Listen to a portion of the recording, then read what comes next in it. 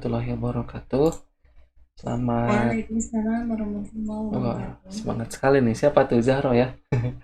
Selamat datang teman-teman. Selamat berjumpa kembali di perkuliahan Fisika Statistik. Ini pertemuan ketiga ya. Ini pertemuan ketiga kita dan ini kali pertama kita laksanakan secara online. Tapi mudah-mudahan besok insya Allah saya ke kampus. Jadi mata kuliah besok kuliah apa tuh? Fismat 2 ya. Fismat 2 kita akan laksanakan secara onsite di Online. kelas. Onsite, offline di kelas. Ya. Jadi hari ini kita online dulu, tapi besok insya Allah kita akan laksanakan secara offline di kelas. Nanti saya umumin lah di grup biar teman-teman yang belum sempat join sekarang bisa bisa tahu informasinya. Oke, teman-teman, ini materi kita hari ini. Ini pertemuan keberapa? Ini bisa kita pakai tulis-tulisnya ya, maaf. Kita cek sound dulu. Cek sound. Apa? Kelihatan nggak ya? Ini tulisan saya. Kelihatan, Pak. Oke. Ini pertemuan ketiga. Dan kita sekarang mulai masuk ke jantung materinya. Jadi judul besarnya itu adalah statistik Maxwell Boltzmann. Oke, gitu ya. Ini judul besarnya statistik Maxwell Boltzmann. Seperti itu. Nah, tapi kita kita kenalkan dulu secara garis besar gitu ya. Jadi jenis statistik saya tulis di sini saja nih. Ini bukan inti dari materi kita, tapi sekedar untuk memberikan bagan atau bukan jenis statistik ya. Kita berangkatnya dari jenis partikel aja. Jadi jenis partikel itu terbagi menjadi dua, ada partikel klasik, kemudian ada partikel kuantum. Nah, partikel klasik itu tunduk pada statistika klasik. Ini dia tunduk pada statistika klasik yang kita sebut sebagai statistik Maxwell-Boltzmann (MB). Ini yang mau kita bicarakan hari ini.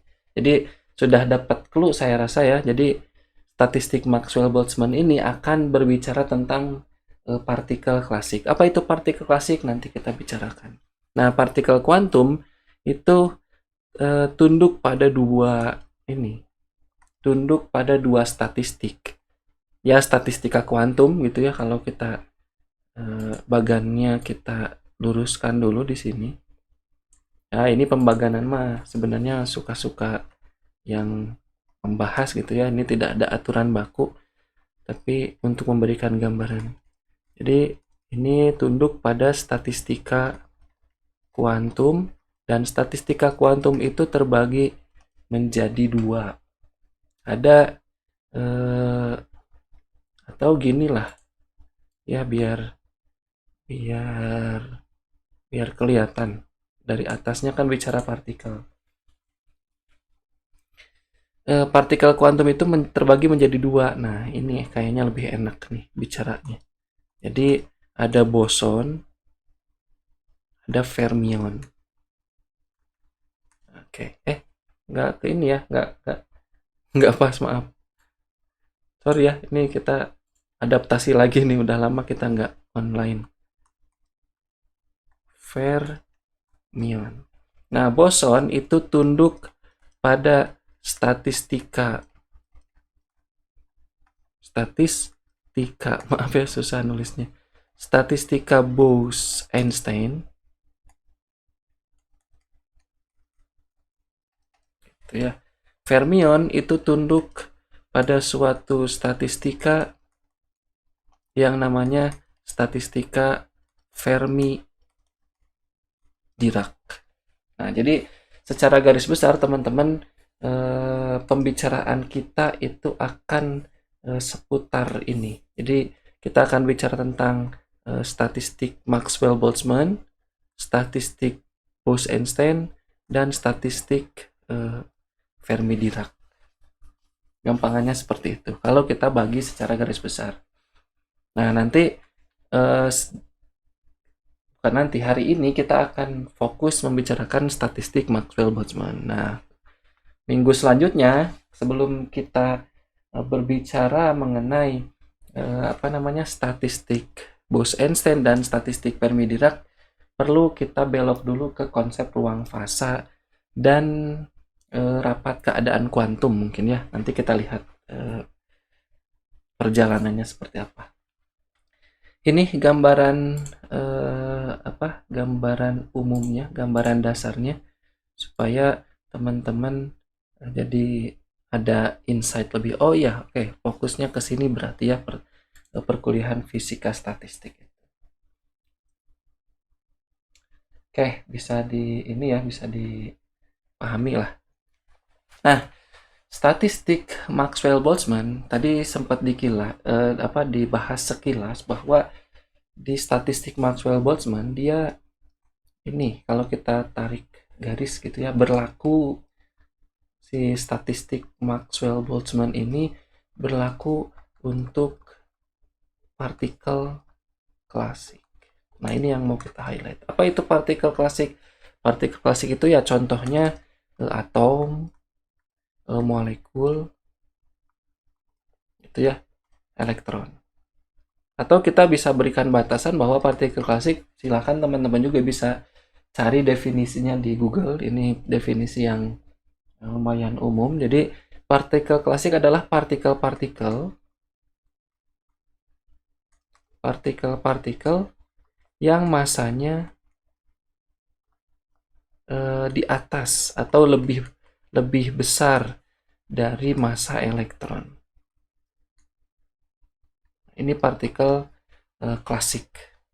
Nah, nanti partikel kuantum seperti apa kita bicarakan. Jadi partikel klasik adalah partikel-partikel yang massanya di atas massa elektron.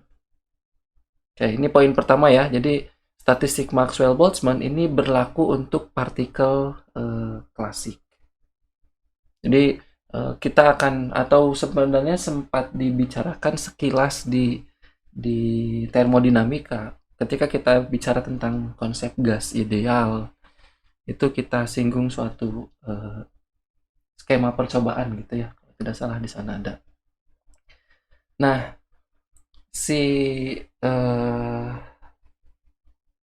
ciri yang lainnya bahwa statistik Maxwell-Boltzmann ini meninjau partikel, ini partikel ya, maaf, ini partikel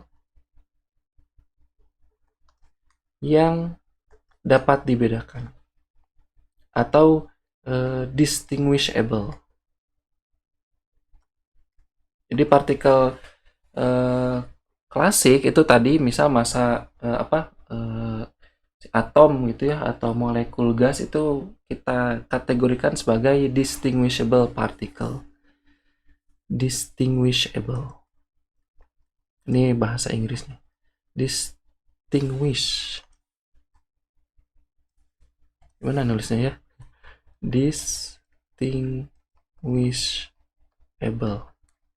Partikelnya dapat dibedakan. Nah, yang kemarin kita bicarakan sekilas, teman-teman, sekedar untuk mengingatkan. Jadi kalau ada 3 partikel gitu ya, ini A, ini B, ini C, hendak dimasukkan ke dua state gitu kemarin ya, ini state-nya kan seolah-olah nah, distinguish dapat dibedakan tapi sebenarnya identik.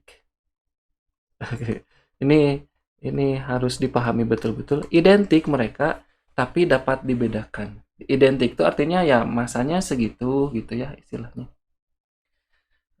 ukurannya segitu, tapi mereka dapat dibedakan. Kalau kita bicarakan molekul H2O, misal molekul H2O yang satu dengan molekul H2O yang lain itu identik tapi kita bisa bedakan.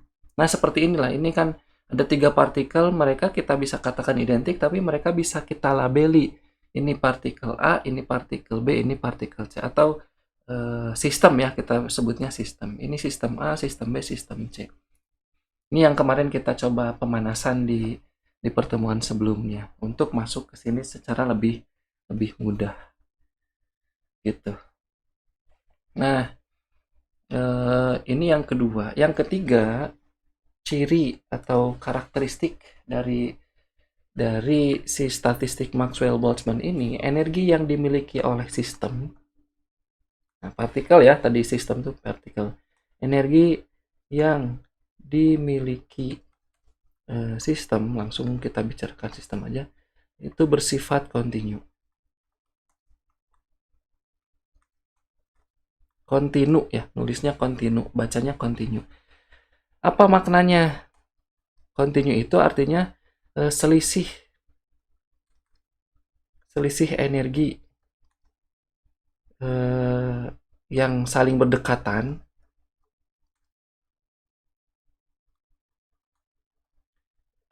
misal antara E1 dan E2, ini energi 1 dan energi 2, atau kita sebut selisihnya itu adalah DE, itu dia mendekati 0. Jadi selisih energi yang berdekatannya itu mendekati 0.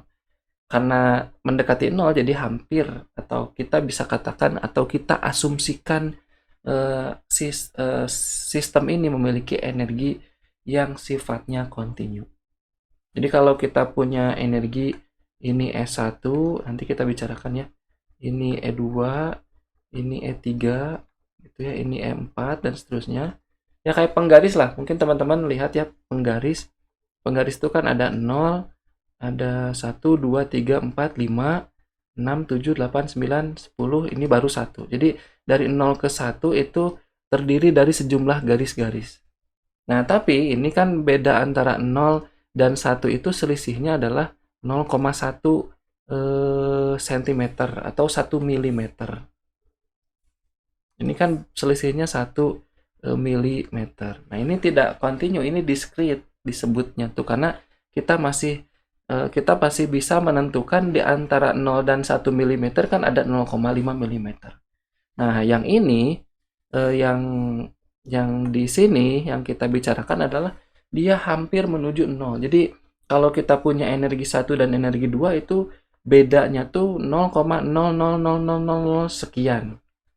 Itu artinya. Jadi energi yang dimiliki oleh sistem itu sifatnya kontinu, maksudnya seperti itu. Kalau contoh penggaris tadi kan di antara, kalau kita zoom bagian ini gitu ya, kalau kita zoom bagian ini kita perbesar, ini 0, ini yang 1 mm, kan di sini masih banyak lagi nilai-nilai yang kita bisa pilih di sana. Ada 0,1 mm, 0,2, 0,3 dan seterusnya. Nah, di zoom lagi di antara 0, di antara 0 dan 0,1 mm kan masih ada 0,001, 0,002 dan seterusnya. Itu. Nah, ini tuh sifat kontinu itu artinya selisih antara dua energi yang saling berdekatan itu tipis atau apa ya, kecil nilainya. Bahkan kita katakan dia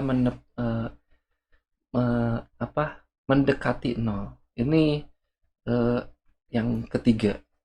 Nah, yang keempat, aturannya. Tapi aturannya itu kita bisa tuliskan aturannya tuh bebas. Aturan tapi bebas ya. Maksudnya bebas tuh nanti kita detailkan ya untuk hal ini. Bebas tuh setiap sistem, ini maksudnya apa gitu ya. Jadi kita definisikan istilah-istilahnya. Sistem bebas berada pada keadaan energi atau tingkat energi ya. Keadaan energi manapun, itu pertama. Jadi sistem itu bebas berada pada keadaan energi apapun. Ini nih keadaan energi itu yang kita sebut kemarin sebagai state. Kan ini A itu bisa di kiri, A itu bisa di kanan, si B pun sama. Jadi sistem bebas berada pada keadaan energi manapun. Itu yang pertama yang kita bisa katakan. Tapi juga kita bisa pahami si state tadi, si keadaan energi bisa kosong. bisa kosong. Artinya kan kalau yang kemarin kita coba ini di sini A, di sini B, di sini kan kosong. Nah, ini keadaan energi tidak terisi. Kosong atau tidak terisi. Atau ya udahlah, nggak apa-apa kosong ya. Ini tingkat energinya kan yang kanan penuh, yang kiri penuh, yang kanan kosong.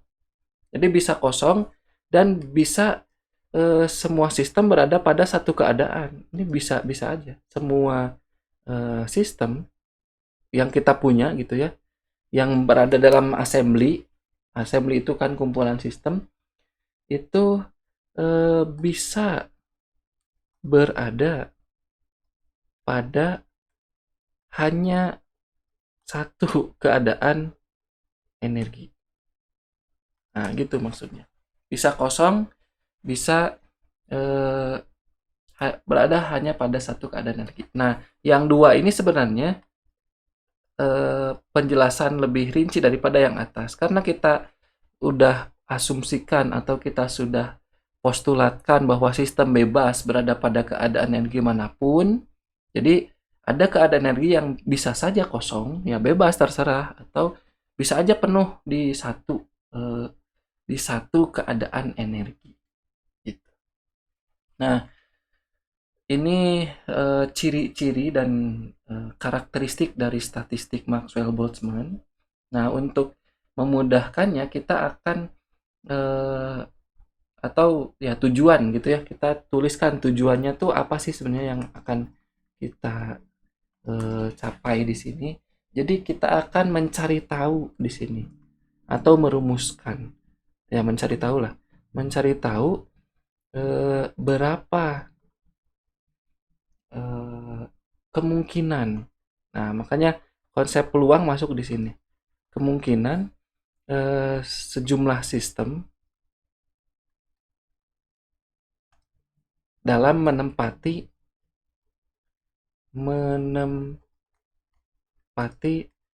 tingkat energi yang ada. Nah,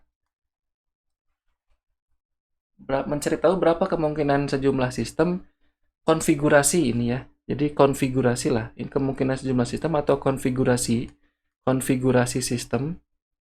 Konfigurasi itu kayak yang ini. Kiri 2, kanan kosong. Kiri 1, kanan 1. Atau kiri kosong, kanan 2. Nah, itu konfigurasi itu seperti itu. Konfigurasi. Ini istilah yang umum dipakainya itu seperti itu. Jadi kita akan mencari tahu kemungkinan sejumlah sistem atau konfigurasinya dalam menempati tingkat-tingkat energi yang ada. Nah, maksudnya di sini kental sekali kan, konsep peluang sangat akan digunakan. Jadi nanti kita akan mengetahui penyusunannya seperti apa. Gitu. Penyusunannya berapa? Ini kalau kita detailkan ya, ini kita bagi dua. Ada berapa penyusunan, ada berapa konfigurasi istilahnya ya, ada berapa konfigurasi, kemudian juga kita ditanya peluang munculnya masing-masing konfigurasi.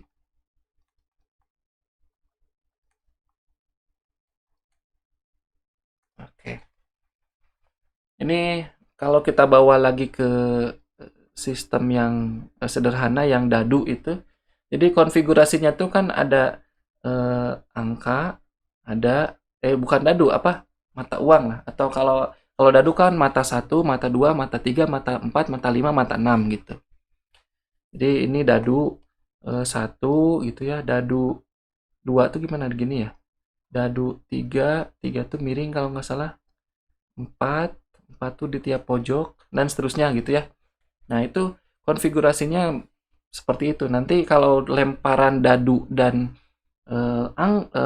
uang dilempar kan nanti ada konfigurasi angka mata dadu 1, angka mata dadu 2, angka mata dadu 3 dan seterusnya. Gambar pun sama. Nah, kita mencari berapa konfigurasinya, kemungkinan konfigurasinya berapa. Dan kita akan ingin tahu juga peluang munculnya dari masing-masing konfigurasi. Ketika sekali pelemparan, oh ternyata muncul gambar dan mata dadu 6 dan selanjutnya. Nah, kenapa ini penting? Karena kita ingin, nah ini baru masuk ke agak nyambung ke termodinamika nih. Karena kita ingin tahu atau bahkan di termodinamika sendiri kan kita telah bicarakan bahwa rata-rata dari suatu besaran gitu ya. Jadi besaran yang terukur atau besaran yang tampak di besaran yang terukur secara makro gitu ya. Makro ini kan sebenarnya hasil rata-rata gitu. Hasil rata-rata dari sejumlah kemungkinan.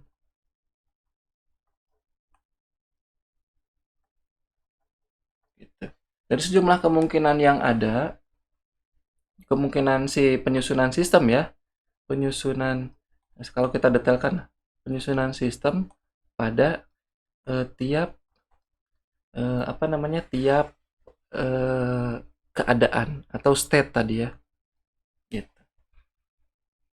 Kan mudah saja nanti misal kita ukur besaran tekanan atau apa sekian, itu tuh hasil dari apa? Hasil dari rata-rata dari sejumlah kemungkinan penyusunan sistem pada tiap keadaan. Kalau kemarin kita balik lagi kita latihan istilahnya pemanasan, ada 3 sistem atau ya 3 partikel yang akan kita masukkan ke dalam 2 state, itu kan ada keadaan mikro dan keadaan makro. Nanti ternyata kalau kiri penuh kanan kosong dan kanan kosong kiri penuh itu kan state yang berbeda.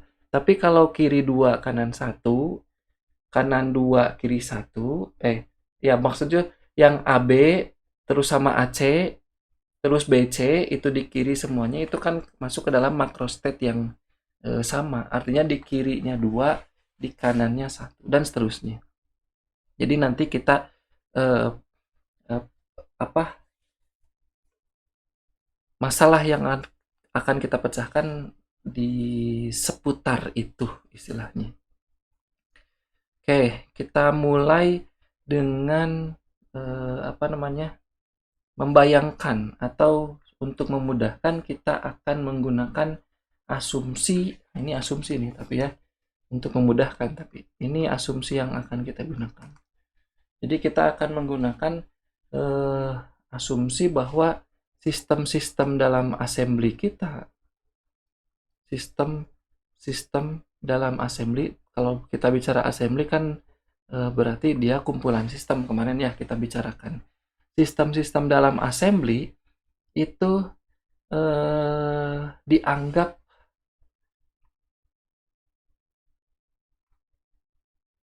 terdiri atas tingkat-tingkat energi. Nah, ini asumsi yang sebenarnya kita udah gunakan sih di bahasan yang kemarin bahkan tingkat energi. Nah, kemarin kan tidak kita labeli, sekarang kita labeli. Nah, tingkat-tingkat energi ini dari 0 sampai hingga tingkat energi yang kita punya.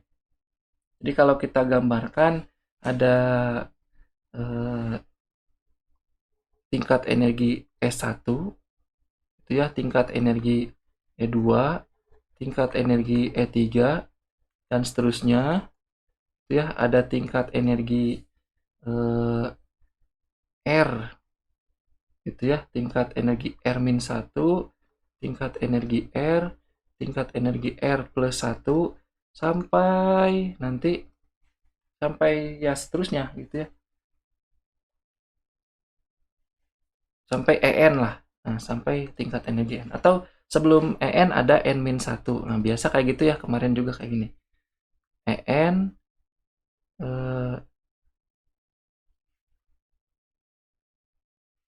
udah sampai EN ya. Tingkat energi. Nah, ini tingkat energi. Jadi si sistem itu nanti akan memiliki energi-energi yang ini, tingkat-tingkat akan menempati istilahnya. Si sistem yang ini saya balik lagi ke yang kemarin biar mudah. Si sistem-sistem yang kita punya akan menempati tingkat energi ini. Kalau kemarin cuma dua, nah sekarang tuh bayangkan banyak sekali tingkat energi yang dipunya. Kan kemarin baru sampai dua. Dan kemarin juga kita tidak, saya sempat sih ngasih teka-teki kalau ada tiga partikel gitu ya, A, B, C, tapi state-nya tuh ada tiga.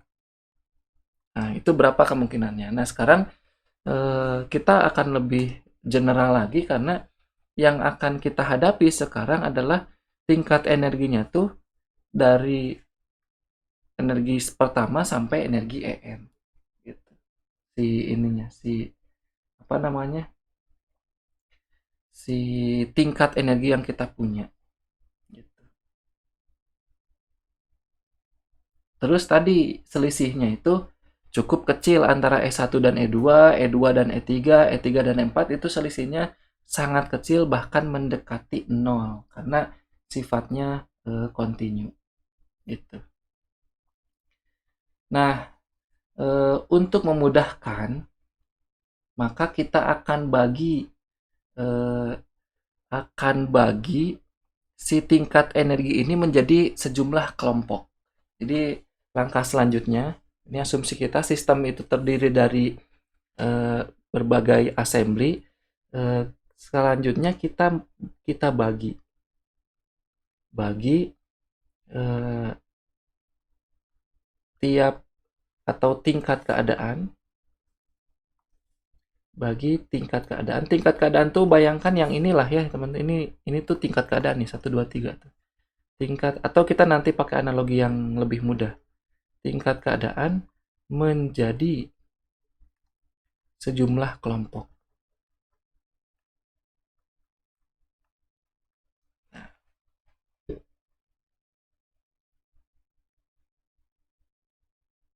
Tapi nanti jangkauan energi yang di kelompok-kelompok ini, atau saya tulislah dengan jangkauan yang kecil. Jadi tidak tidak tidak seenaknya istilahnya kelompoknya tuh. Maksudnya seperti ini. Jadi kalau ada tadi ya tingkat energi, tingkat energi, tingkat energi ini, tingkat energi ini kita sebut sebagai kelompok pertama. Jadi ini ke 1. Jadi ini kita sebut sebagai energi E1. Karena mereka jangkauannya cukup kecil, jadi kita bisa kelompokkan, oh itu sekelompok segitu. Terus nanti ada lagi eh, tingkat energi, tingkat energi, tingkat energi, tingkat energi. Ini jadi kelompok 2. Ini energinya E2. Nah, energi E2 itu adalah energi rata-rata. Nah, ini rata-rata ya. Rata-rata. Jadi E1 sekian, E2 sekian, E3 sekian, E4 sekian, kita rata-ratakan. Oh, rata-ratanya sekian yang kita sebut sebagai E1. Oh, ini E4, E5, E6, E7, E5, E6, E7, E8, misal seperti itu. Ini tapi nggak mesti sama pembagian kelompoknya. Yang jelas jangkauan energinya cukup kecil. Ternyata setelah dikelompokkan, kemudian kita rata-ratakan, dapatlah nilai rata-ratanya energi E2. Ada energi yang lain, dan seterusnya ini ya sebenarnya. Dan seterusnya, di sini kita ada kelompok ke S. Kelompok S. Jadi energinya ES. Terus ada lagi pakai warna apa nih? Udah habis nih. Hijau mungkin ya, nggak apa-apa. Berwarna. Terus di sini ini kelompok M. Tingkat energinya EM. Nah, ini kenapa kita kelompokkan untuk memudahkan. Inilah ya, saya agak berani, ini mungkin tidak pernah dibicarakan di tempat lain. Ini analogi yang saya gunakan. Jadi kalau kita mau study tour atau mau mabim atau mau apa gitu ya, kalau jumlah kita sudah lumayan banyak, kan kita bagi menjadi sejumlah kelompok nanti itu ya. Jadi rombongan kita berbis-bis itu akan datang ke suatu penginapan, katakanlah seperti itu. Jadi ini ada rombongan orang dan ini ada penginapan. Nah, atau kamar-kamar tadi. Nah, itu ya, ini kamar-kamar yang kita punya. Jadi nanti kerjaan kita tuh seperti itu. Kelompok A, eh, yang kelompok A tuh yang misal rumahnya dekat di daerah sana, kan gitu ya. Ini jadi maksud dirata-ratakan menjadi S1 itu kan relatif kecil nih nilainya atau jangkauannya relatif kecil itu artinya yang rumahnya sekitar Kalijati jadi kelompok A misal. Yang rumahnya sekitar apalagi nama ini teh Cimincul kemarin gitu ya pas daerah yang renang kelompok B dan seterusnya. Ini kelompok 1, kelompok 2, kelompok sampai kelompok S dan sampai kelompok M dikelompokkan dari masing-masing kelompok itu yang jelas jangkauannya cukup kecil. Bisa dibedakan dari rumah-rumah yang dekat atau bisa dibedakan dari misal apa ya berat badan misal gitu ya. Ya ini yang kurus-kurus jadi satu kelompok misal biar nanti apa misal tujuannya. Itu poinnya. Jadi pengelompokan itu nanti memudahkan kita untuk menganalisis ini. Nah, nanti satu kelompok itu kan memiliki sejumlah keadaan energi, gitu ya. Jumlahnya bisa sama, bisa beda. Jadi ini kan 4 sengaja kita baginya misal 4, tapi sebenarnya nggak mesti sama. Jadi tiap kelompok itu mengandung sejumlah keadaan energi yang jumlah keadaan energi pada tiap kelompok itu bisa saja berbeda atau tidak mesti sama. Misal gitu ya, misal atau kita asumsikan gitu. Misal jumlah keadaan pada kelompok pertama, kalau saya bicara keadaan tuh tadi ya, si state itu jumlah, misal jumlah keadaan. Jadi kalau kita bicara keadaan tuh yang tadi tingkat energi atau keadaan energi. Tingkat energi pada kelompok 1 itu sejumlah G1. Jadi ini yang 1, 2, 3, 4 itu ini kita sebut jumlahnya tuh 4 atau kita sebut sebagai G1. Ini 1, 2, 3, 4, 5 ternyata ini 5 berarti jumlah keadaan pada kelompok 2 itu G2. Jumlah keadaan pada kelompok 3 itu G3. G itu menyatakan jumlah ya. Jumlahnya tuh yang tadi bisa kita hitung itu. 4 orang misal. 5 orang gitu. Tapi ini bukan ke orang, ini ke state. Bukan ke sistem tapi ke state-nya. Jumlah keadaan pada kelompok S berarti GS. Jumlah keadaan pada kelompok M berarti GM. Nah, seperti itu. Jadi kan banyak sampai ke M. Nah, jadi kita tahu sekarang, kalau kita bagi tadi ya yang study tour nih, ini mudah-mudahan bisa masuk.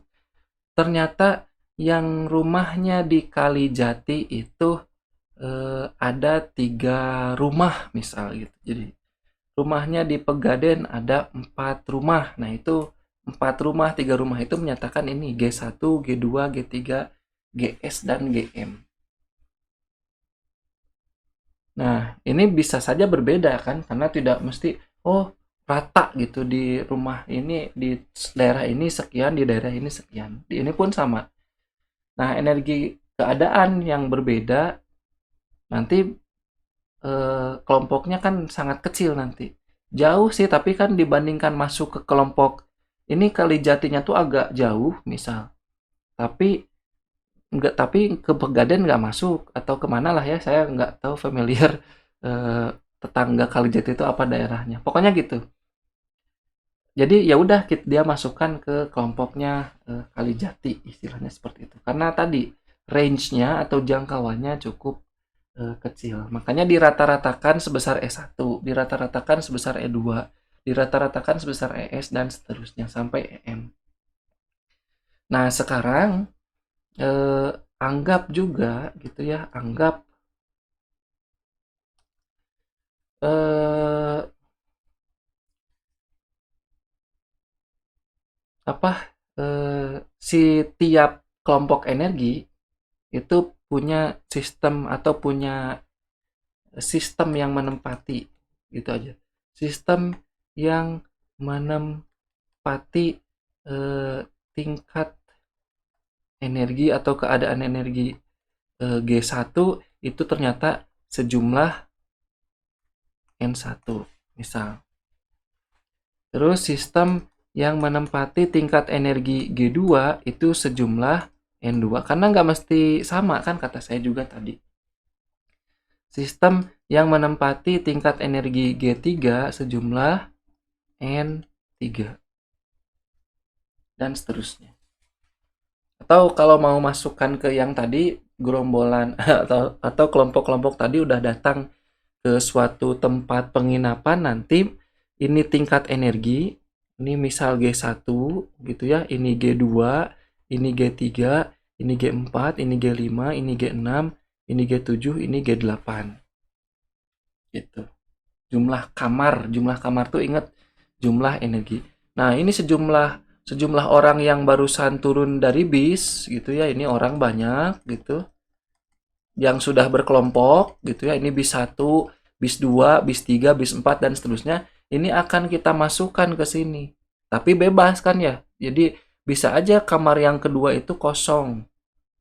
Kamarnya lagi direnov berarti kan tidak akan terisi. Jadi tadi si statistik Maxwell-Boltzmann itu mana tadi? Yang bebas itu. Nah ini semua sistem bisa berada dalam satu keadaan energi. Jadi satu bis itu bisa masuk ke sini semua.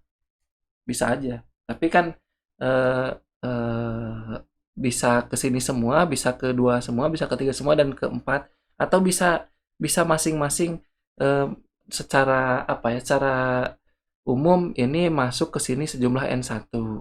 Ini masuk N2, ini masuk N3, ini masuk N4. Maksudnya ini 3 orang di kamar 1, 4 orang di kamar 2, 5 orang di kamar 3, dan seterusnya. Jadi bebas. Ada kamar yang kosong juga boleh. Berarti nanti misal ini N5 di sini. Tapi N5 itu sama dengan 0 karena tidak terisi. Kamarnya misal lampunya mati atau gimana. Nah, itu. Jadi si N1 itu menyatakan orang atau sistem lah di sini. Sistem kan ya. Jadi kita bisa bayangkan orang yang menempati kamar. Orang yang menempati kamar atau sistem yang menempati tingkat energi tertentu. Nanti sistem yang memiliki tingkat energi Gs itu sejumlah Ns. Terus sistem yang menempati tingkat energi Gm berarti dia akan sejumlah Nm. Gitu. Cara cara penerjemahannya seperti itu. Tapi kita bisa hitung total sistem. Jadi kita bisa dihitung aja. Ini bisnya ada 3 bis misal. Terus satu bisnya itu 50 orang kali 3 berarti 150 gitu kan ya. Atau 50 tambah 50 tambah 50. Ini pun sama. Jadi total sistemnya itu adalah N1 aja tambah N2 tambah N3 tambah gitu ya, tambah N4. Bukan N4, tambah NS tambah lagi tambah NM karena dibagi menjadi M kelompok gitu ya. Nah ini menjadi sejumlah kelompok atau menjadi M kelompok aja nih, jangan sejumlah ya karena eksplisit, menjadi M kelompok. Makanya sampai EM. Hitung aja. Oh, di kamar 1 ada 3 orang, di kamar 2 4 orang, di kamar 3 5 orang. Ini 6 orang, ini kosong. Jumlahin, oh berarti kita dapat totalannya, total sistemnya sekian. Atau ini kita bisa tulis sebagai N total sistemnya N, itu kita peroleh dari sigma. Karena ini penjumlahan, jadi kan kita notasinya notasi sigma. S dari 1 sampai M, N, S. Itu total sistem yang kita punya. Ini total sistem. Yang kedua, total energi. Total energi. Nah, energi itu bayangkan uang aja lah ya. Energi kan uang adalah energi gitu. Total energi itu total uang yang dipunyai oleh si sistem. Total energi assembly berarti ya. Jadi total sistem atau total sistem dalam assembly biar setara. Ini total energi assembly. Misal jumlah uang, atau tadi kita balik lagi definisikan ini sebagai pengelompokan uang lah ya rata-rata. Jadi si sistem itu dibagi menjadi, atau si keadaan energi ini, si tingkat energi ini jadi M kelompok, jangkauannya cukup kecil. Ini tuh jumlah uang lah yang dimiliki oleh si sistem, katakanlah seperti itu. Ini yang uangnya uang jajannya 50.000 sehari, ada sih yang 45, ada yang 55, tapi kita rata-ratakan 50.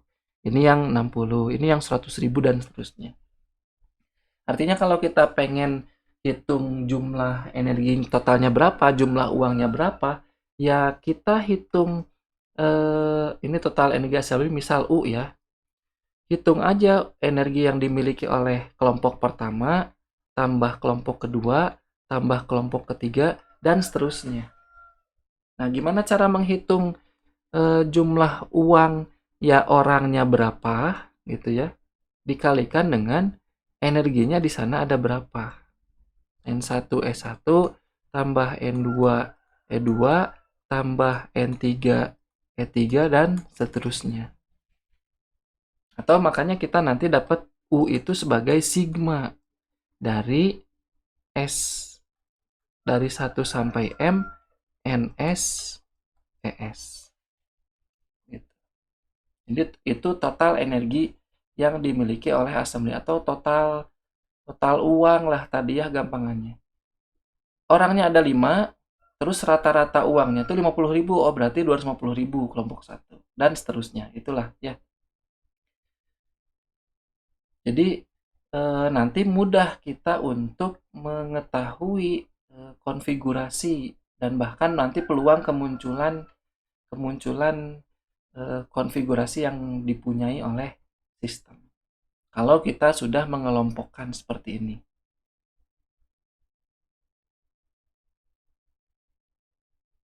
Nah, untuk lebih mudahnya kita buat tabel atau kita buat tabulasi untuk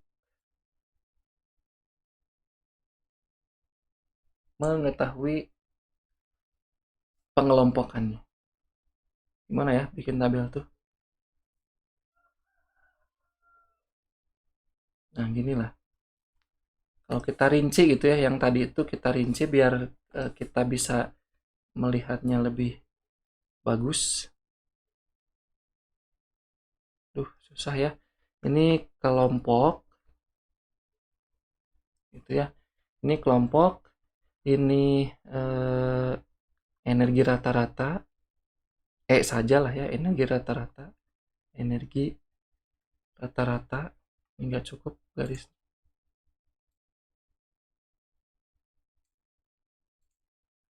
Energi rata-rata yang E1 tadi, ES gitu ya, atau E saja. Maaf, mengkol, belok, susah. Ini tingkat keadaan. Itu ya. Ini jumlah partikel atau JML partikel. Ya, sebenarnya bisa dibalik sih penyusunan ininya. Bisa jumlah partikel dulu, bisa tingkat energi dulu, bisa rata-rata dulu. Kelompok 1 itu punya energi rata-rata E1. tingkat keadaannya itu sejumlah G1, jumlah partikel yang menempati tingkat keadaan itu sebanyak N1. Kelompok 2 itu memiliki energi rata-rata E2, jumlah keadaan atau tingkat keadaan di kelompok kedua itu adalah G2, jumlah partikelnya sebanyak N2. Terus kelompok ke S itu energi rata-ratanya ES, tingkat keadaannya itu sejumlah GS, dan partikelnya itu sejumlah NS. Di kelompok terakhir, kelompok M, energi rata-ratanya tuh EM.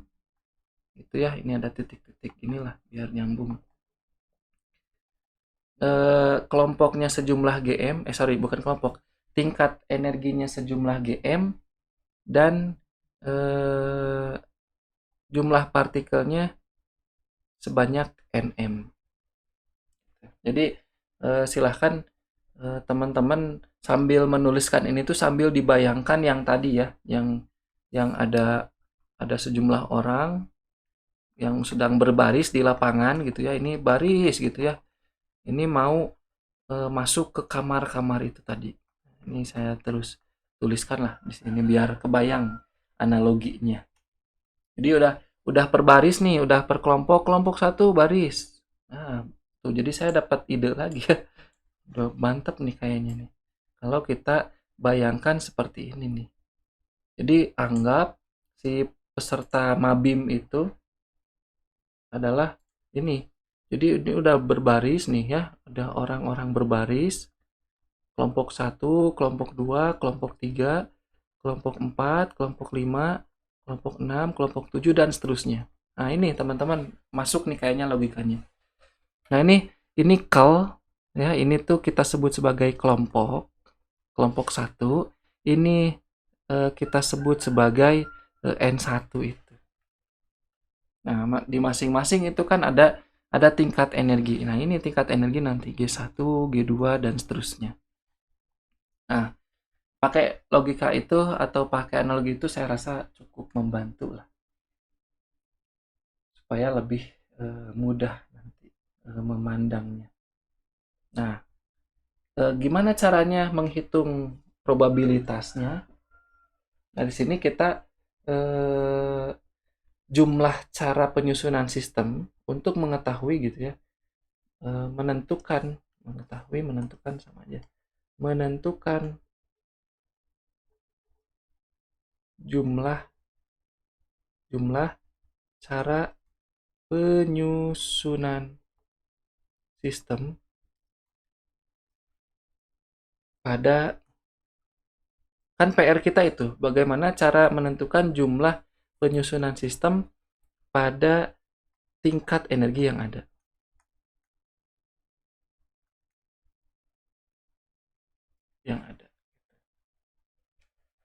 Tingkat energi yang ada. Nah, gimana caranya? Ini ada 2 tahap atau ada dua step gitu ya. Ada 2 step.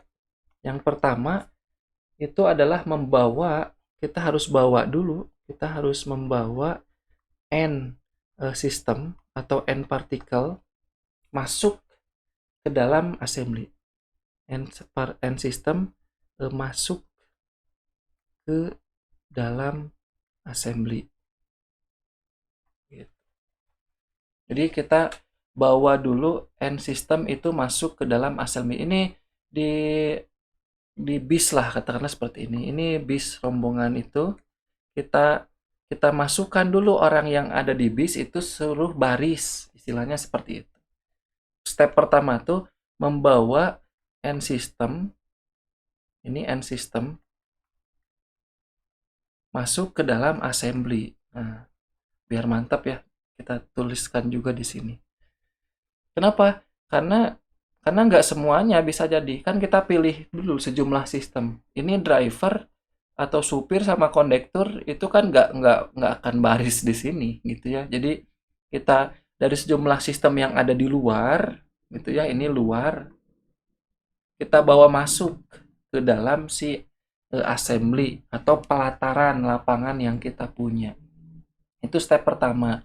Jadi sebelum disuruh masuk ke kamar-kamar, itu kan kita harus barisin dulu mereka di lapangan. Istilahnya kayak gitu kan, masa dari turun dari bis, oke kamu masuk ke kamar yang mana? Ayo masuk ke kamar, kamar yang mana kan belum Mem- mau dibagi kelompoknya di sini maksudnya. Jadi kita harus bawa dulu si end system itu masuk ke dalam assembly yang kita punya. Nah, kalau itu udah kita lakukan, yang keduanya baru kita menyusun. Tadi membawa ya, yang kedua menyusun sistem yang ada tadi pada tingkat tingkat energi yang ada. Nah, gitu. Jadi udah di berada dalam assembly baru kita petain. Oh, oke, ini masuk ke sini, ini masuk ke sini, ini masuk ke sini dan seterusnya. Itu ya. Nah, nanti kita pakai analogi lain lah kalau ini masih agak susah. Oke, kita detailkan sekarang step yang proses satu itu seperti apa. Jadi, bagaimana kita cara menghitung jumlah cara yang bisa ditempuh untuk membawa n buah sistem masuk ke dalam assembly. Berapa cara? Berapa cara membawa n sistem masuk ke dalam assembly? Ini pertanyaan yang harus dijawab karena step pertama tugas kita adalah membawa n system masuk ke dalam assembly yang kita punya. Jadi ini ada, kita pakai analogi tadi lah. Ini ada orang yang sedang berada di bis. Bis tadi ya, kita pakai analogi itu A, B, C, D, E, dan seterusnya. Bagaimana cara membawa si orang ini masuk ke dalam lapangan yang kita punya? Set, mau dimasukin ke sini, mau disuruh baris di sana. Ada berapa caranya? Kalau ini sejumlah n. Kalau di kelas kita enak ini diskusi sejumlah n sistem. Gimana caranya ya bisa? Ini bisnya bukan cuma satu ya, ini bisnya berombong-rombong istilahnya. Bisa A duluan, bisa B duluan, bisa C duluan, bisa D duluan, bisa E duluan dan seterusnya. Jadi untuk memasukkan partikel pertama atau sistem pertama, partikel atau sistem lah ya, kita udah terbiasa menggunakan istilah sistem. Caranya adalah ambil atau suruh masuk ambil satu sistem. Nah, itu step pertama. Ada berapa cara mengambil satu sistem? Bisa A duluan, bisa B duluan, bisa C duluan, bisa D, E duluan, sampai sejumlah N. Berarti cara mengambil sistem yang pertama dari N sistem yang ada, itu adalah sejumlah N cara. N cara. Bisa partikel 1, partikel 2, partikel 3, partikel 4, sampai partikel ke N. Jadi ada sejumlah N cara. Atau ginilah, jangan dulu sana. Ini ada box gitu ya. Ada box. Ini ada eh, ada 3 orang. Gitu ya. Orang 1, orang 2, orang 3. Kan gitu. Ada 3. Ini kamar lah. Langsung masuk ke kamar. Tapi walaupun ini bukan kamar, ini yang pelataran itu. Ini kolam renang atau apalah ya. Kita pakai analogi yang aneh-aneh biar paham. Ada berapa cara untuk memasukkan orang ini ke kolam renang? Bisa satu duluan, itu satu cara. Bisa dua duluan, itu cara kedua. Bisa tiga duluan, tiga cara. Oh, berarti kalau ada 3 orang, ada 3 cara. Kalau ada n sistem, berarti ada sejumlah n cara untuk memasukkan si sistem kita ke assembly. Jadi taruhlah ini masuk, teng, ini masuk udah. Nah, berarti kan sekarang sisa sisa 2. Kalau sisa 2 ada berapa cara? Ada bisa bisa 2 duluan, bisa 3 duluan. Berarti ada 2 cara. Artinya kalau kita ambil eh, eh, dua sistem kedua gitu ya, atau ya ambil sistem kedua, maka sejumlah berapa cara. Kalau udah diambil nih si ini berarti ini tinggal n-1. Kalau udah diambil dari 3 itu sisa 2, 3 kurang 1. Kalau ini udah diambil 1 udah masuk, ini misalkan udah masuk nih si A, berarti kan ini tinggal n-1. Berapa cara? Berarti sejumlah n-1 cara. Sama lah kayak gini. Ada tiga orang udah masuk nih ke kolam renang orang pertama. Berarti sisanya kan tinggal 2 dong. Nah, berapa cara menyusun si 2 ini? Bisa 2 duluan, bisa 3 duluan. Berarti cuma ada 2 cara. Gitu. Terus gitu ya. Ini eh, udah masuk nih sistem yang kedua. Ambil sistem ketiga. Ada berapa cara? Ada sejumlah n-2 cara. Nah,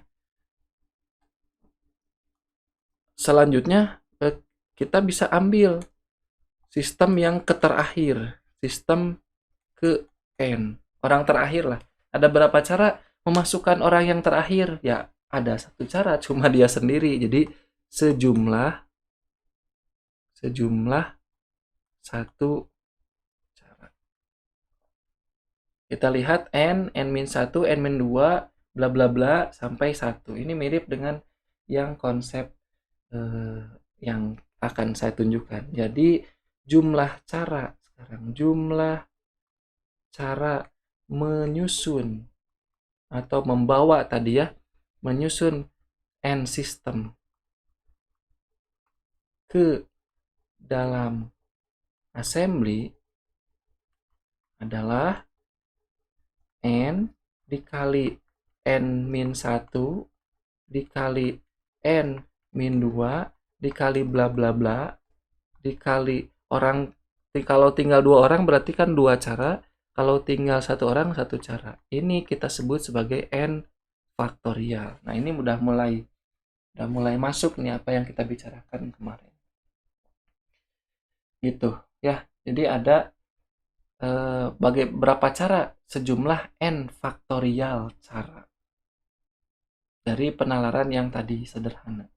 Jadi udah masuk nih sekarang. Jadi sistem yang kita punya udah baris semua di lapangan, atau sistem yang kita punya sekarang udah masuk semua ke assembly dengan sejumlah n cara ternyata masuknya. Ini proses pertama berarti sudah kita lewati. Nah, selanjutnya proses yang kedua menyusun itu. Udah baris gitu ya, udah dibagi kelompok, nanti menyusun sistem ke dalam kelompok-kelompok energi. Kita bagi nomor kamar, istilahnya seperti itu. Ini kamar A, kamar B, kamar C, dan seterusnya. Jadi step yang kedua apa tadi? Menyusun sistem pada tingkat-tingkat energi yang ada. Artinya apa? Kita ingin mengetahui berapa caranya. Berapa cara menyusun gitu ya. Berapa cara menyusun, cara penyusunan. Berapa cara penyusunan apa namanya? Tiap kelompok gitu ya, tiap sistem, berapa penyusunan sistem ke dalam tingkat energi yang ada. Nah, gitu. Berapa caranya? Kalau tadi N system itu mau dibawa ke assembly, nah sekarang si end system yang udah berada dalam assembly, kita mau tempatin mereka ke kamar-kamar biar istirahat, istilahnya seperti itu. Nah, tinjau kelompok 1. Ini harus balik lagi. Kelompok 1 tadi kan dia mengandung G1 keadaan. Itu ya, G1 keadaan ditempati oleh N1 sistem. Nah, jadi kamar 1, kamar yang pertama mana? Ini kamar mana ya? Nah, ini kamar yang pertama itu dihuni oleh N1 sistem, oleh kelompok 1. Kelompok 1 itu masuk ke kamar 1. Kelompok 2 masuk ke kamar 2, kelompok 3 masuk ke kamar 3 dan seterusnya. Jadi berapa caranya gitu ya? Berapa cara di kelompok 1 itu ada G1 keadaan ingin ditempati oleh N1 sistem. Jadi kalau kita gambarkan ini, udah habis ya ininya, papan tulisnya. Di scroll nggak bisa. Kita tambah. Nah, masuk ke G1 keadaan. Nah, di G1 keadaan kita bayangin lagi kita pakai apa namanya? Kita pakai analogi lagi. Di ruangan itu ada kasur yang sangat banyak, barak lah istilahnya ya. Kalau di TNI kan suatu ruangan itu ya, kita pakai analogi yang lain-lain lagi. Kita ada berkasur-kasur istilahnya, apa ya, berjejer kasur. Jadi kalau kita lihat di ini partikel pertama, partikel kedua, partikel ketiga, partikel ke N-1, N1-1 sampai partikel ke N1 itu hendak ditidurkan di apa namanya, di kasur-kasur yang sudah berjejer. Jadi ini kasur yang pertama, kasur kedua, kasur ketiga gitu ya, sampai kasur ke G1. Karena jumlah kasurnya ada sejumlah G1. Ini berapa nih kemungkinannya untuk menidurkan? Ini kemana nih? Ini harus berapa dan seterusnya. Nah, gitu. Yang akan kita rumuskan itu pertama-tama kita fokus dulu ke kelompok 1. Jadi ayo masuk kelompok 1. Ini ada sejumlah G1 kasur, silahkan tempati. Nah, gitu. Sama, nanti kelompok 2, kelompok 3, kelompok 4 juga sama. Disuruh untuk menempati sejumlah kasur yang ada dengan catatan, ya ini agak aneh sih, dengan catatan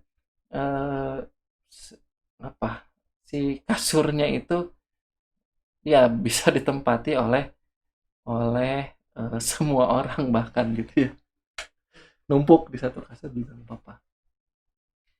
Nah, berapa ininya, apa namanya, si peluangnya atau penyusunannya. Nah, jumlah cara N1 partikel ini untuk masuk ke G1 cara ini sama kayak yang tadi analoginya. Jadi ini ada jumlah kamar, jumlah kasur yang ingin ditempati, ini ada jumlah partikel yang akan masuk ke sana. Ya ambil satu partikel masuk ke G1. Berapa caranya tadi? Berarti caranya itu sejumlah N1 faktorial gitu ya. Masukkan yang partikel kedua, masukkan partikel ketiga, masukkan partikel keempat, dan seterusnya. Nah, ini ada berapa cara? Karena ininya ada G1 keadaan, maka atau jangan terlalu besar angkanya, biar kita kasih analogi dulu yang ngebantu kayak kemarin. Ada berapa? 3 partikel kemarin ya, A, B, C, hendak dimasukkan ke kamar yang berbeda, atau ini hendak ditirukan ke kasur yang berbeda, kasur 1, kasur yang kedua gitu. 1, ini 2. Ini ini sejumlah G yang dimaksud.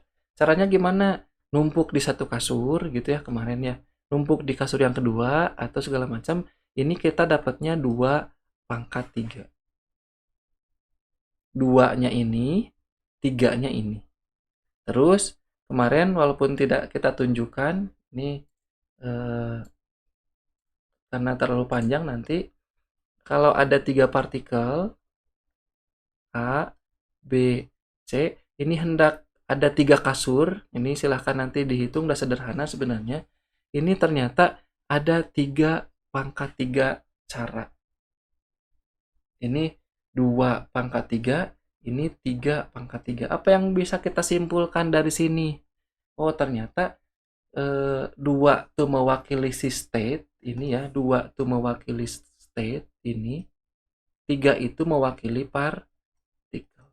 Ini 3 pangkat 3 pun sama, ini 3 mewakili state, 3 yang ini mewakili partikel. Nah, artinya kita bisa dapatkan dengan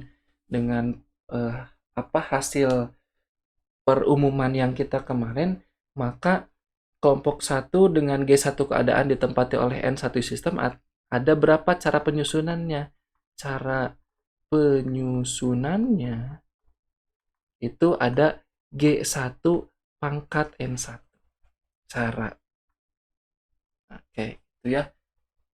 G1 pangkat N1 cara. Mirip dengan ini. Kemarin sengaja kita munculkan dulu itu biar nanti mudah kesininya tuh masuk gitu. Ada G1 N1 cara. Dengan cara yang tadi. Jadi 1, 2, 3, 4 sampai N itu masuk ke yang 1, sisanya kosong.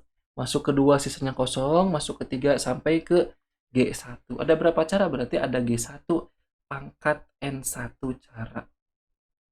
Dan ini berlaku untuk kelompok 2. Kelompok 2 ada G2 pangkat N2 cara. Kelompok 3 itu sama ya, ada G3 pangkat N3. Duh, jelas ya.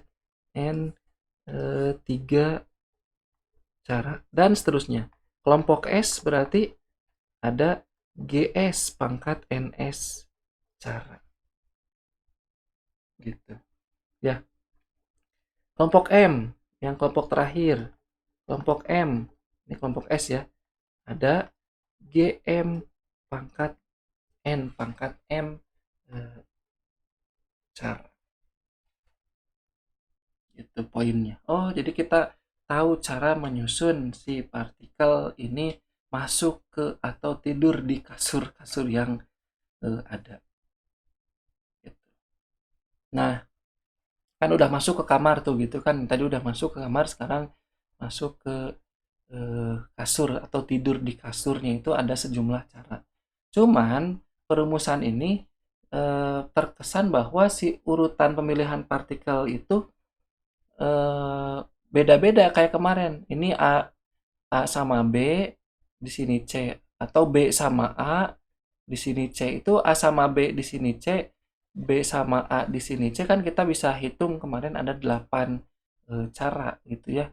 Nah, ini pun sama. Nanti 1 masuk ke sini, 2 masuk ke sini, 3 masuk ke sini atau numpuk semuanya di sana.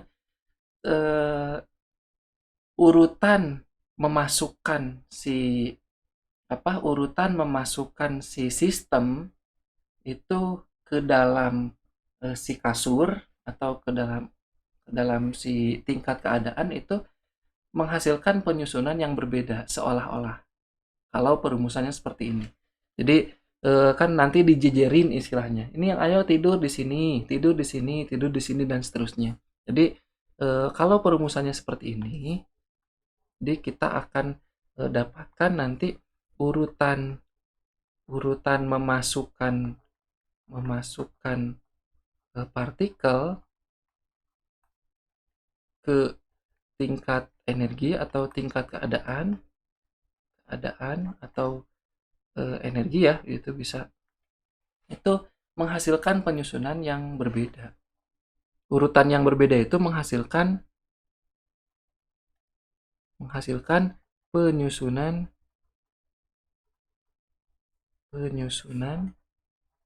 Nanti teman-teman rapihkan ya, ini saya acak-acakan nulisnya. susah, masih belum terbiasa saya.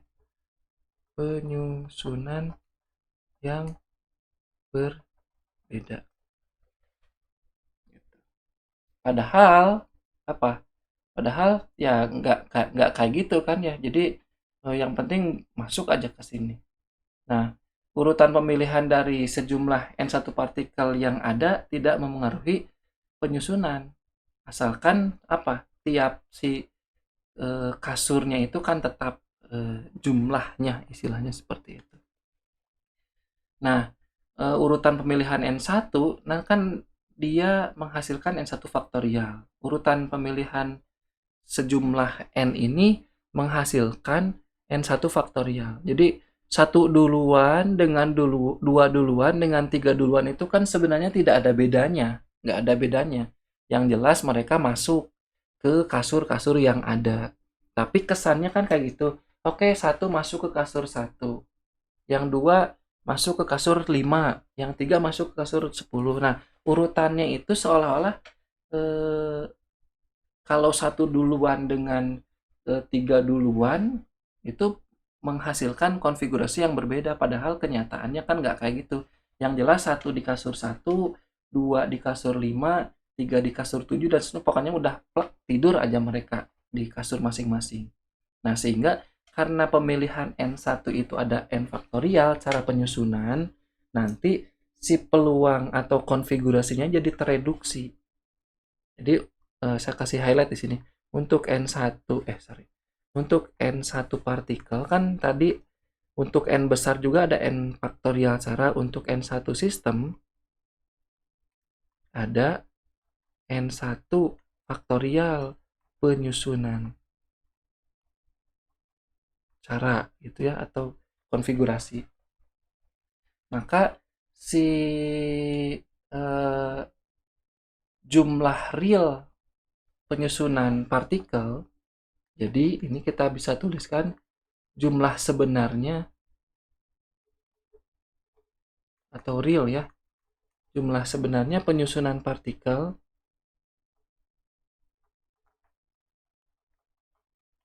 pada tiap keadaan itu adalah kelompok satu itu harusnya ini, kelompok susah ya, maaf licin. Kelompok satu itu berarti sebenarnya G1 N pangkat 1 per N1 faktorial. Jadi tereduksi dibagi dengan N1 faktorial penyusunan cara. Kelompok 2 juga sama. Kelompok 2 ada G2 N pangkat 2 per N2 faktorial. Karena tadi logikanya. Jadi cara cara memetakan satu ke kamar ini, kasur ini, dua kasur ini segala macam tuh mengesankan eh, penyusunan yang berbeda, padahal kenyataannya kan nggak kayak gitu. Jadi tereduksi si konfigurasinya dibagi menjadi N1 faktorial penyusunan. Sehingga untuk secara umum untuk kelompok S berarti ada GS N pangkat S per N faktorial NS faktorial cara gitu. Ini habis juga, lumayan padat ya, atau lumayan hambur sih, maaf ininya. Harusnya kita bagi dua. Apalah, biar biar biar tebal nanti buku kalian. Itu jadi eh, kelompok satu ini konfigurasinya, kelompok dua ini, kelompok S ini, nanti kelompok M juga sama seperti itu.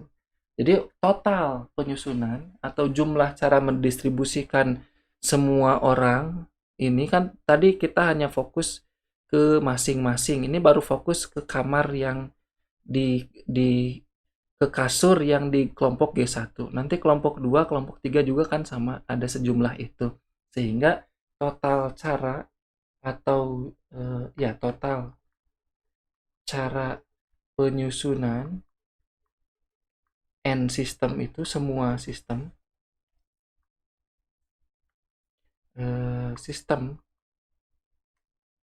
masuk ke dalam tingkat keadaan gitu ya, pada tiap keadaan gitu aja lah biar eksplisit.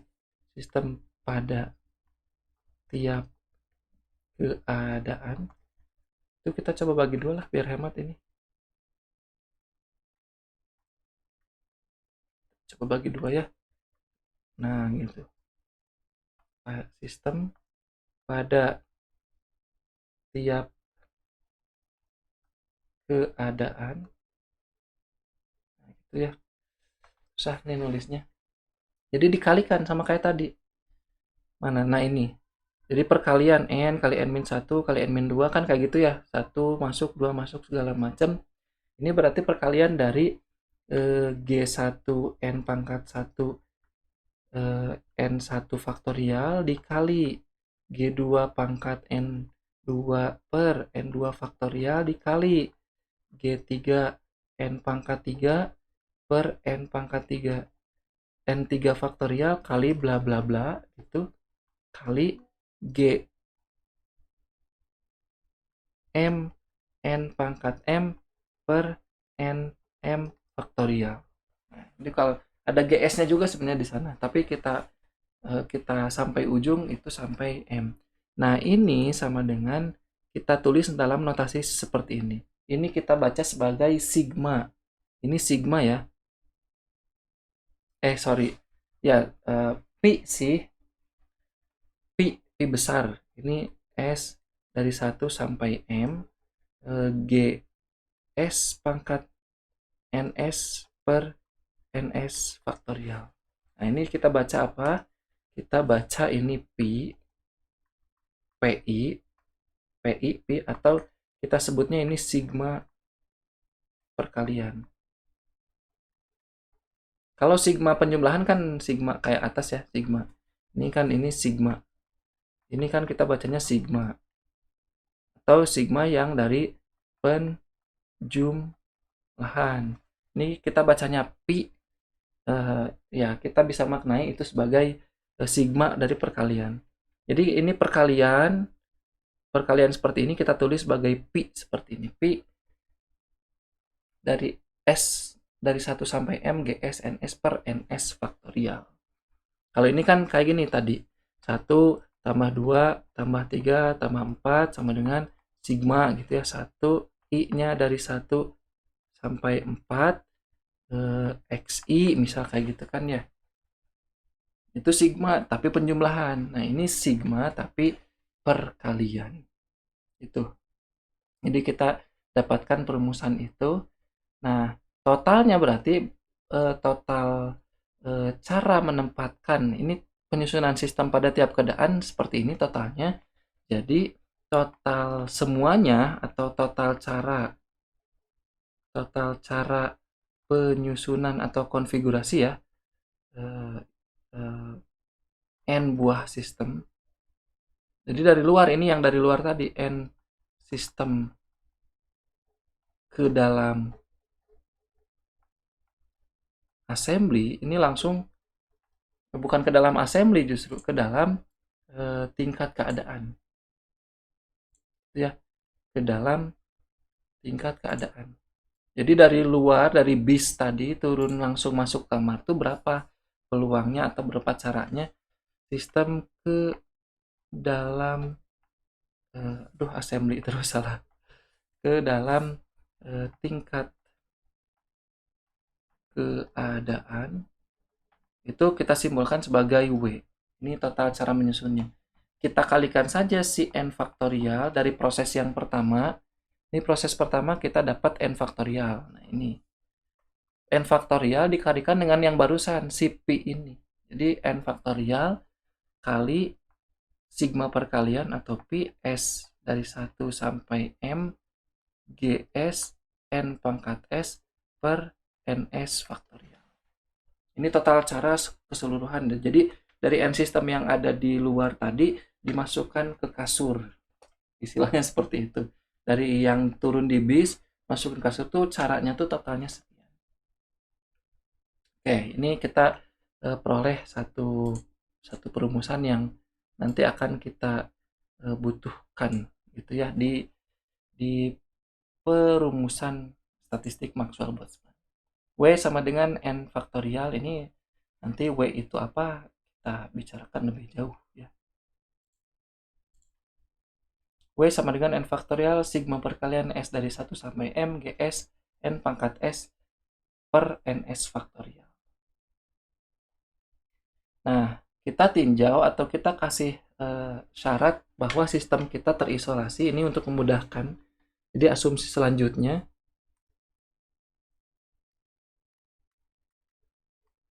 selalu kayak gitu ya. Kan di termodinamika juga kita berikan asumsi-asumsi yang memudahkan kita. Asumsi selanjutnya, sistem kita terisolasi. Masih ingat ya, kalau sistemnya terisolasi itu artinya apa?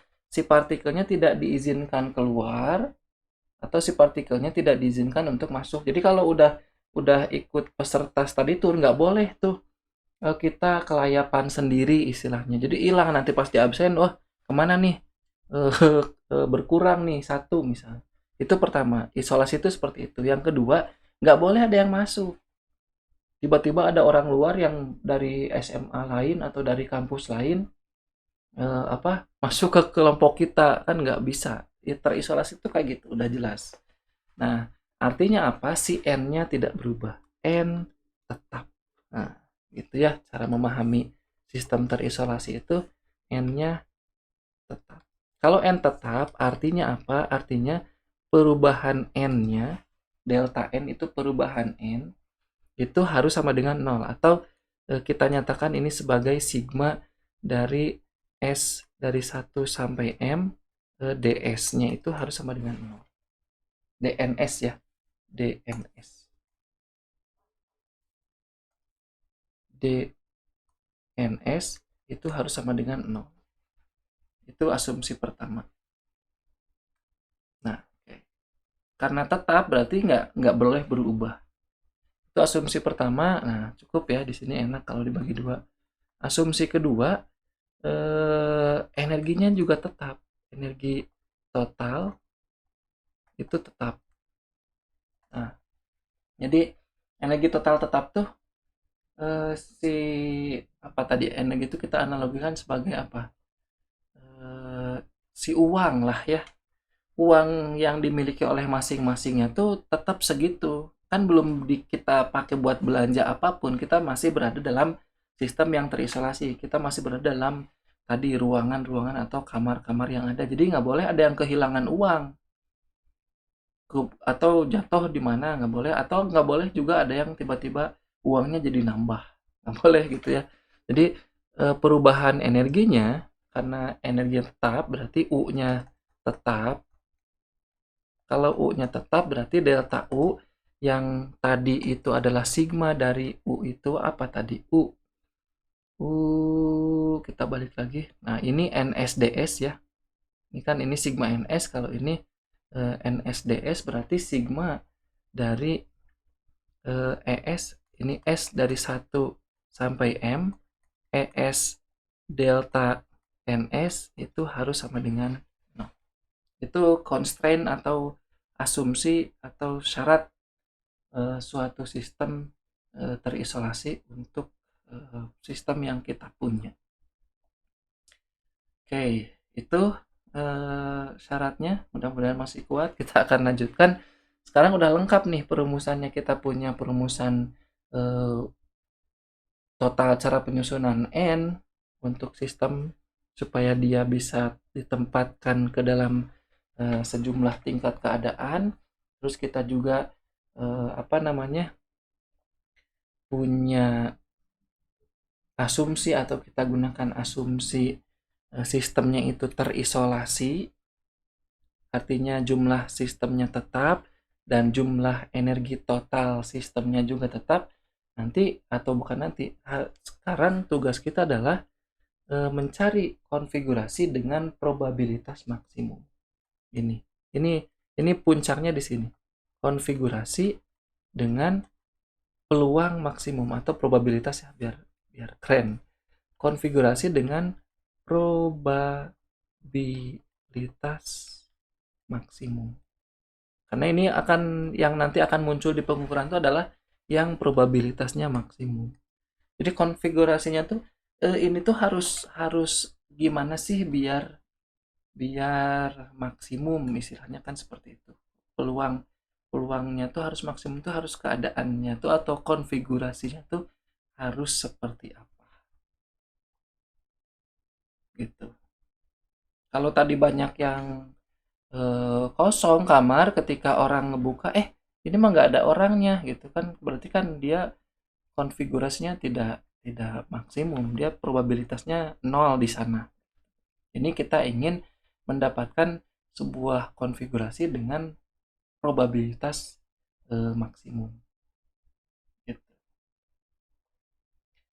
Nah, karena kita susah atau rumit kalau kita bekerja dalam perumusan yang ini, karena ini eh, banyak sekali, ribuan atau bukan ribuan ya, ordernya kan bilangan Avogadro, maka kita nyatakan dalam eh, apa, logaritma natural. Ini trik ya, triknya kita nyatakan dalam ln, karena n itu banyak atau mendekati tak hingga gitu ya, besar, n itu besar, ini tuh besar banget gitu ya, maka kita akan mencari nilai maksimum dari W, mencari nilai max dari W dengan mencari nilai max dari ln W. Nah, tapi sama aja nanti ketika ln W-nya memberikan maksimum, W-nya juga bakal maksimum. Jadi tidak masalah kita nyatakan dalam ln W, karena itu juga mencirikan nilai W yang maksimum. Jadi kita nyatakan sebagai ln W.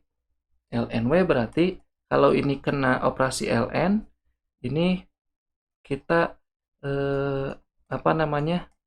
kena operasi ln juga gitu ya, ln n faktorial ditambah dengan ln dari ini, sigma perkalian tadi S dari 1 sampai M. Bentar, ini susah, 1 sampai S susah, 1 sampai M gitu ya, GS N pangkat S per NS faktorial. Karena operasi logaritma itu kalau perkalian itu jadi jumlah, itu enaknya.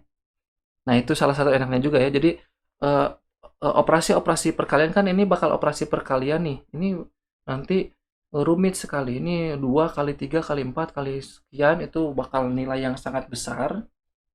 Tapi kalau kita kenakan ln, jadi nanti bakal operasi penjumlahan karena ini kan ya. Nih, tulis di sinilah. Log AB itu kan sama dengan log A tambah log B. Nah, ini dari yang sifat yang sederhana seperti itu. Jadi ini kita enak. Oh, tinggal ln n faktorial sama dijumlahkan, bukan dikalikan sekarang. Dijumlahkan dengan ln sigma perkalian dari itu. Atau ini adalah ln dari n faktorial ditambah, ini kita detailkan. Ini kita detailkan jadi ini. Jadi ln dari G1 N1 per N1 faktorial kali G2 pangkat N2 per N2 faktorial kali, dan seterusnya, kali GS, ada GS di sana ya, tapi GM langsung boleh, GM N pangkat M per N pangkat M faktorial.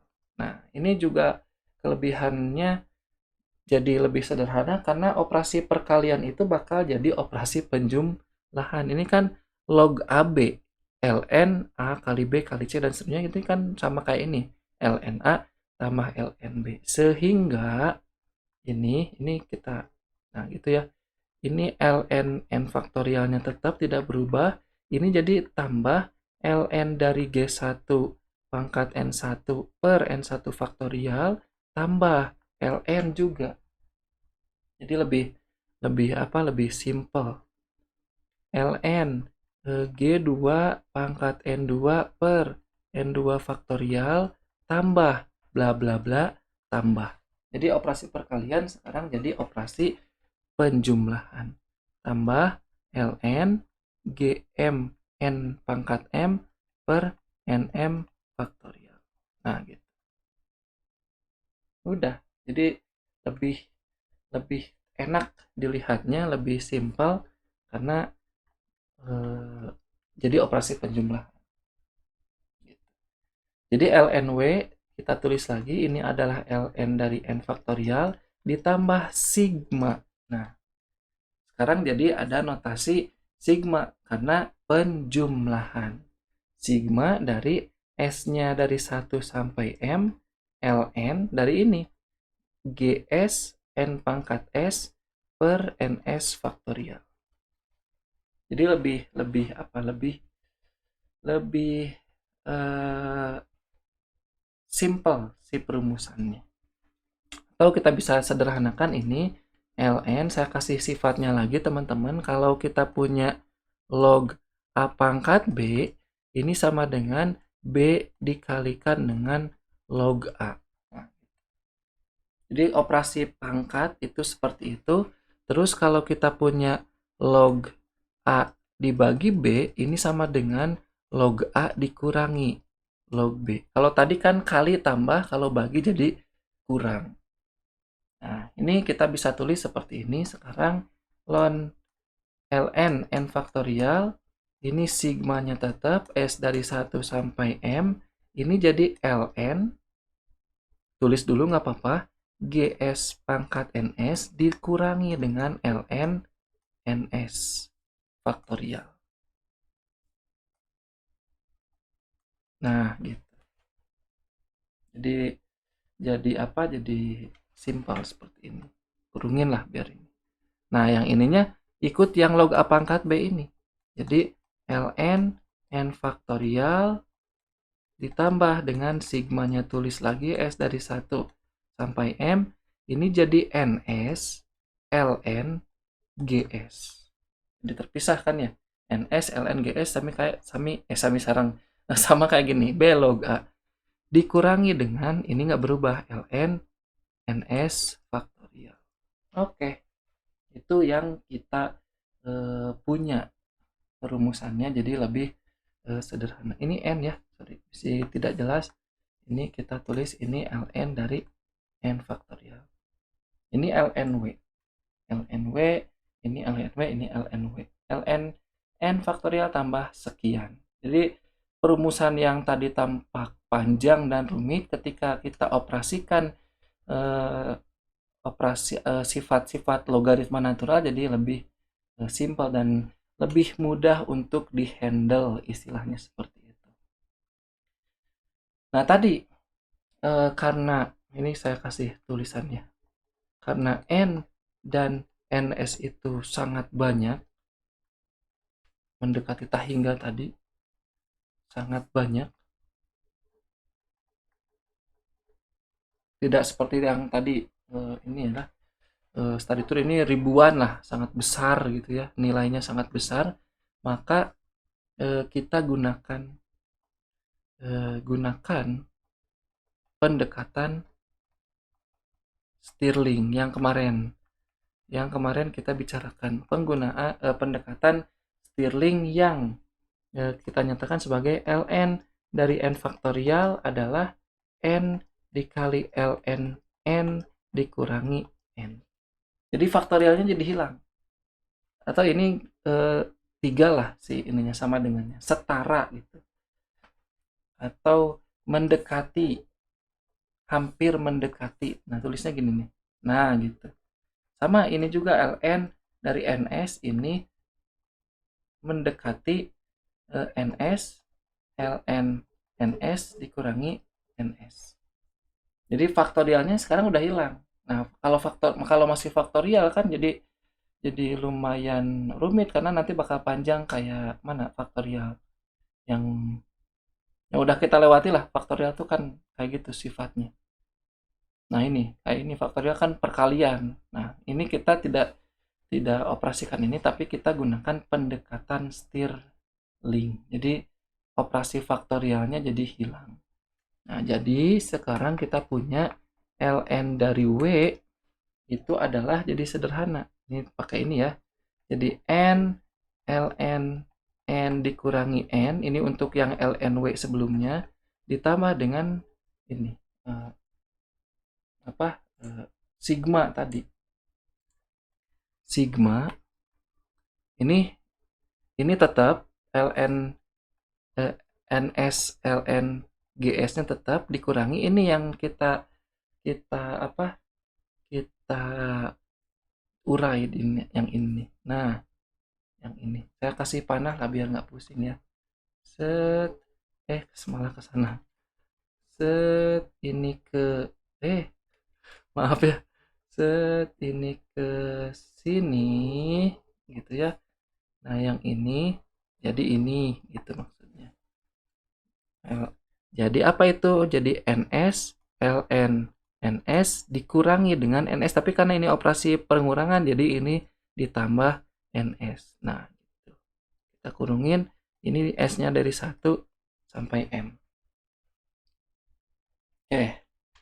Ini lnw dan mudah-mudahan jadi lebih sederhana nanti perolehannya.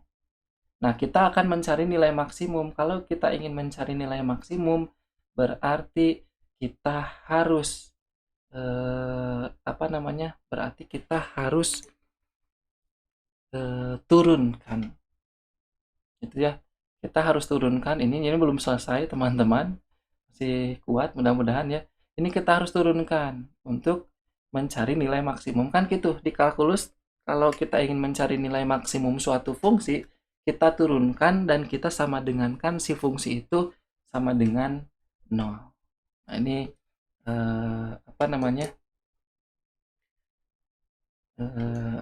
kita akan saya tulis di sini. Jadi kita akan mencari probabilitas maksimum. Jadi mencari nilai max dari ln W. Ini PR kita. Nah, kita akan mencari nilai max dari ln W itu dengan cara dengan menurunkan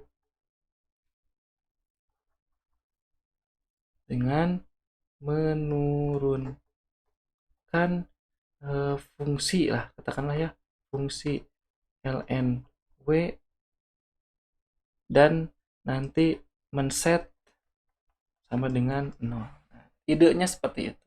Idenya. Baru nanti kita dapat ungkapan yang maksimum, tapi saya rasa ini masih panjang perjalanan kita, jadi kita sudahi sampai sini dulu. Ini the end atau bersambung, to be continue ya. Nah, gitulah, bukan the end. Itu teman-teman, saya rasa cukup dulu sekian, jangan terlalu banyak dulu, perjalanannya masih panjang. Yang jelas kita sudah mendapatkan berbagai trik di sini untuk